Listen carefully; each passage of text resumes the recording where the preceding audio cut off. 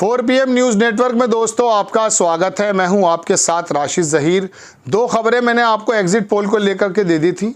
अब मैं आपको चुनाव के दिन यानी कि काउंटिंग के दिन जो तैयारियां चल रही हैं वो आपके कानों में पड़ चुकी हैं, लेकिन मैं दोबारा बताना चाहता हूँ क्या क्या होने वाला है।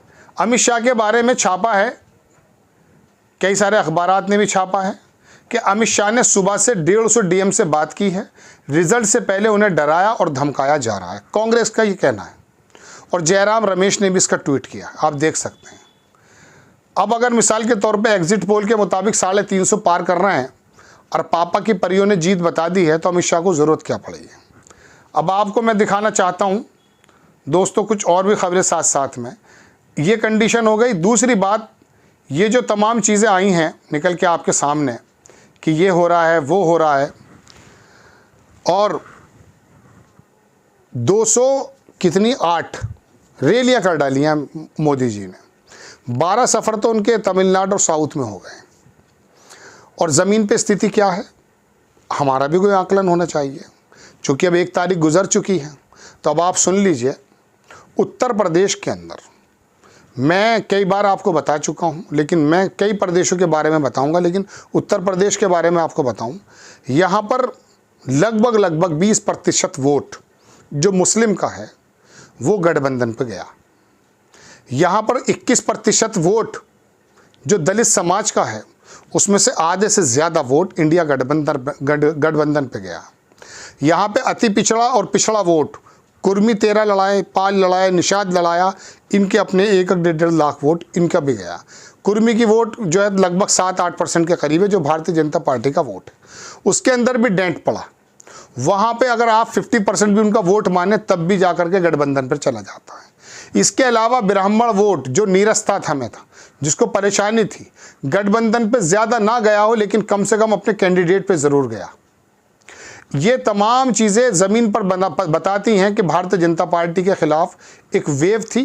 फूलपुर की रैली हो या सहारनपुर की रैली, प्रियंका गांधी और डिम्पल की जो यादव है, उसकी जो अखिलेश यादव की जो पत्नी है, उनका रोड शो हो, उसके अंदर लोगों ने ये बताया है कि वाकई कितना ज़्यादा उत्साह। यहाँ पर जो जातीय समीकरण के एतबार से अखिलेश यादव ने वोट बांटे हैं, वो ज़्यादातर कैंडिडेट वो हैं जो भारतीय जनता पार्टी को वोट देने वाले लोग थे।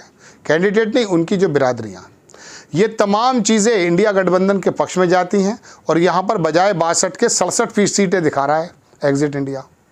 अब आप ये बताइए, 2019 में तो लहर थी, पंडित भी, बनिया भी, ठाकुर भी, अति पिछड़ा भी, 6-7% मुस्लिम भी। ये भारतीय जनता पार्टी पे गया डाटा के अनुसार, जैसा भारतीय जनता पार्टी बताती है। तब इनकी सीट यहाँ पर आई थी 62 और 2 सीटें आई थी अनुप्रिया पटेल की। ना लहर है, गठबंधन जातियों का बहुत मजबूत है। कुर्मियों को टिकट दिए गए हैं, यादवों को टिकट नहीं दिए गए हैं, दलितों को टिकट दिए गए हैं, अति पिछड़ा का टिकट दिए गए हैं, और मुस्लिमों को भी टिकट नहीं दिए गए। 4 टिकट हैं सिर्फ, और वो जो है कई जगह जीत भी रहे हैं। तो आप ये बताइए दोस्तों कि ये तमाम चीज़ें आपके सामने हैं, नज़र के सामने हैं, तो फिर ऐसी कौन सी चीज़ है जो एग्जिट माई इंडिया वाला पकड़ लेता है और यहाँ का लोकल पत्रकार और आप नहीं पकड़ पाते। मुरादाबाद सीट हार जाएंगे क्या? 9.5 लाख मुस्लिम हैं। आप 60%, 55% पे रामपुर हार जाएंगे, संभल हार जाएंगे, अमरोहा हार जाएंगे, सहारनपुर हार जाएंगे। 7.5 लाख मुस्लिम हैं। बताइए आपको मैं कहाँ लेकर चलूँ? देवरिया के अंदर शानदार इलेक्शन लड़ा है कांग्रेस। बलिया के अंदर जो वहाँ पर सनातन पांडे हैं, उन्होंने शानदार इलेक्शन लड़ा है नीरज शेखर के खिलाफ। आजमगढ़ हार सकते हैं क्या? कन्नौज हार सकते हैं क्या? इतने ज़बरदस्त फाइटिंग हो रही है दोस्तों हर जगह। उसके बावजूद भी, ये जातीय समीकरण साधने के बावजूद भी, अगर मिसाल के तौर पे ये सीटें आ रही हैं, तो फिर तो ये अजीबोगरीब मामला है।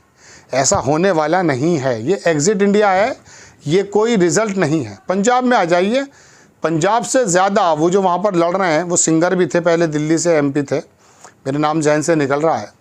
कहने का मतलब ये कि उनको भगाया जा रहा है। पंजाब में 4 सीट बता रहे हैं लोग, संभव है। हरियाणा के अंदर इतनी मुखालफत है, चलिए मैंने मान ली, लेकिन वहाँ पर 4 सीटों का नुकसान बताया जा रहा है। राजस्थान के अंदर नुकसान बताया जा रहा है, चलिए ये भी इनकी अच्छी बात है, बताया गया नुकसान। आंध्र प्रदेश जहां पर इनकी कोई ज़मीन नहीं है वहां पर इनको 20-22 सीटें मिल रही हैं। 6 सीटें भारतीय जनता पार्टी रही, 6 की 6 जीत गई। दोस्तों ये जो एग्जिट पोल आए हैं ये बिल्कुल ज़मीन से अलग हैं, चूँकि जो लोग देख रहे हैं, जो नज़रों में आया है, जो जातिगत समीकरण है, जो नाराज़गी है, वो लहर नहीं है 2019 वाली। महाराष्ट्र के अंदर नुकसान दिखा रहे हैं, 41-42 की जगह 30 सीटें बता रहे हैं, लेकिन महाराष्ट्र में 15 सीटों से ज़्यादा नहीं आ रहे हैं ये लोग। 2 दिन की बात है ना, आज 2 तारीख हो गई है, परसों सुबह तो आपको पता ही चल जाएगा।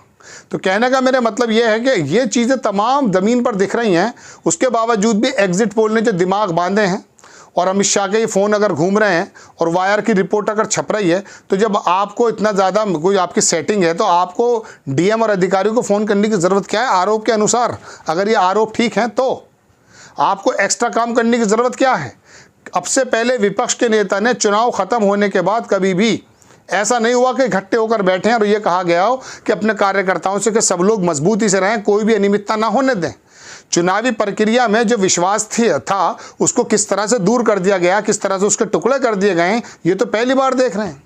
मशीन से लेके वीवीपैट, इन तमाम चीज़ों का एविडेंस तो हमारे पास है नहीं, तो लिहाजा हम बात नहीं करते। लेकिन आपको मैं बताना चाहता हूं कि आखिरकार ऐसा क्या हो गया है कि अधिकारियों के मूड को सही करने की कोशिशें की जा रही हैं। विपक्ष के नेता इकट्ठे होकर अपने कार्यकर्ताओं से कह रहे हैं कि जीतने जा रहे हैं, आप बेफिक्र रहिए, ये ड्रामेबाजी और नक्शेबाजी है। गोदी मीडिया का जो इस्तेमाल किया जा रहा है एग्जिट पोल दिखा करके लोगों को पहले से ही जहनसाजी की जा रही है।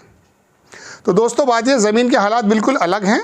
ऐसा संभव ही नहीं है कि जो चीज़ नज़र आ रही है, अंडर करंट होता क्या दिख जाता है, वोट प्रतिशत गिर रहा है, लाइनों की लाइनें नज़र नहीं आ रही हैं। जब लाइनें नज़र आ रही थी 2019 में, राष्ट्रवाद भी था, पुलवामा भी था, बालाकोट भी था, तब जाकर के 300 सीट आई थी।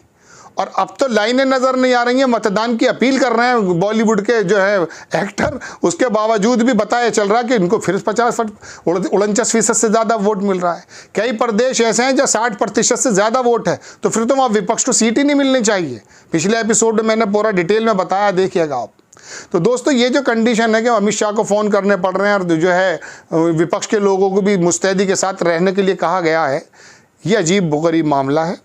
और ये मान लीजिए क्या कि ये जो गतिविधियां हैं ये चुनाव की पूरी प्रक्रिया को मशकूक बनाती हैं और ये जाहिर करती हैं कि जो वोट मतपेटियों में बंद है, ईवीएम की मशीन में बंद है, वहाँ पर कोई मैनिपुलेशन तो नहीं होने जा रहा है, अधिकारियों पे कोई एक्स्ट्रा दबाव तो नहीं है, एग्जिट पोल के जरिए अधिकारियों पे दबाव तो नहीं बनाया जा रहा है, डीएम को फ़ोन करने की ज़रूरत क्या पड़ रही है, अमित शाह कौन सा खेल खेलने जा रहे हैं।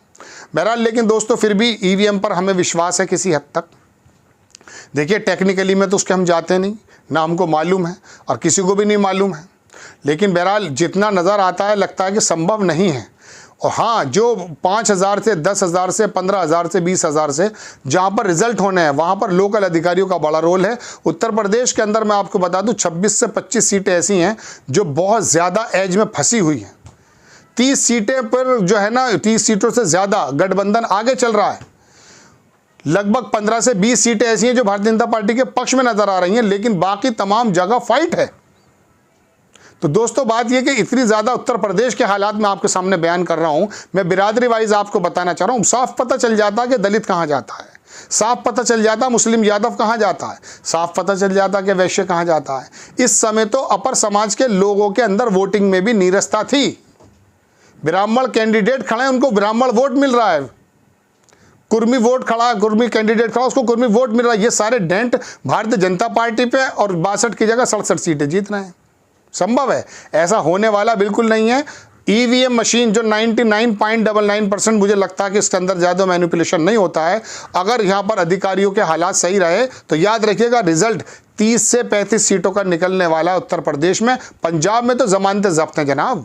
हरियाणा के अंदर 8 सीटें ख़त्म हो रही हैं, 8 से 10 सीटें राजस्थान में ख़त्म हो रही हैं। ये आंध्र प्रदेश और बंगाल में जो बता रहे हैं कि सीटें आने वाली हैं, इनकी सीटें आंध्र प्रदेश में तो है ही नहीं, 2-4 के अलावा बंगाल के अंदर इनकी सीटें घट रही हैं। हाँ, उड़ीसा में संभव है जीत जाए, बिहार के अंदर इनको थोड़ा सा पहले से तो नुकसान है, लेकिन हो सकता है अच्छा हो जाए। वहाँ पर 25 सीटों से ज़्यादा आ सकती हैं, लेकिन 39 सीटें वहाँ भी नहीं, इनका एग्जिट पोल भी नहीं दे रहा है।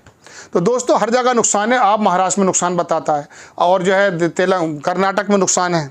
कर्नाटक में इतना बड़ा नुकसान होने वाला है, DK शिवकुमार, सिद्धारमैया, और वहाँ पे डिलीवर हो चुकी हैं वो तमाम की तमाम चीज़ें। आपको 4 तारीख की सुबह फिर आ जाएंगे। और अगर मैं अभी से कोई पेशबंदी नहीं कर रहा हूँ, मुझे पूरा यकीन है अपनी चुनावी प्रणाली पर अगर ये ढंग से काउंटिंग होती है और इसके अंदर अधिकारियों की जो है दिक्कतें जैसा कि चर्चा का विषय बनाया नहीं आता है, तो आप यकीन मानिए कि एनडीए 250 से ऊपर नहीं जाएगा और गारंटी से कांग्रेस और इंडिया गठबंधन लगभग बहुमत के क्रॉस कर जाएंगे। देख लीजिएगा आप।